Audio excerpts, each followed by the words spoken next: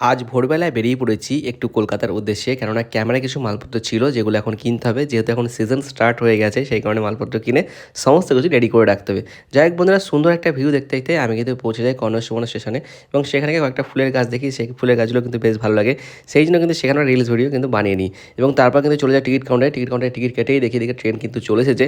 তো ট্রেনে উঠে সুন্দর একটা ভিউ দেখতে দেখতে আমি কিন্তু পৌঁছে যাই একদম কাটোয়া স্টেশনে। তো এইদিকে কাটোয়া স্টেশনে এসে ট্রেন চেঞ্জ করেই দেখি ট্রেনের প্রচণ্ড ভিড়। যাই হোক বন্ধুরা, কি আর করা যাবে, কিছু করা নেই। তো এই প্রচণ্ড ভিড় কাটিয়ে আমি কিন্তু পৌঁছে যাই একদম হাওড়া স্টেশনে। তো এইদিকে আমাকে এখন ধরতে হবে মেট্রো, যার জন্য কিন্তু আমি চলে যাই মেট্রো স্টেশনে। মেট্রো স্টেশনে এসে টিকিট কেটে উঠে পড়ে কিন্তু মেট্রোতে, আর মেট্রোতে উঠে 2-3 মিনিটের জার্নি করে পৌঁছে যায় কিন্তু স্প্ল্যানেড।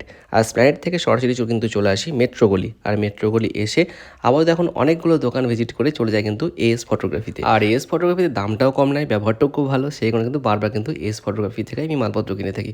যাই হোক বন্ধুরা, মালপত্র কেনা হয়ে গেছে, ফিরতে হবে বাড়ির উদ্দেশ্যে। তো বন্ধুরা আপাতত ধরতে এখন বাস।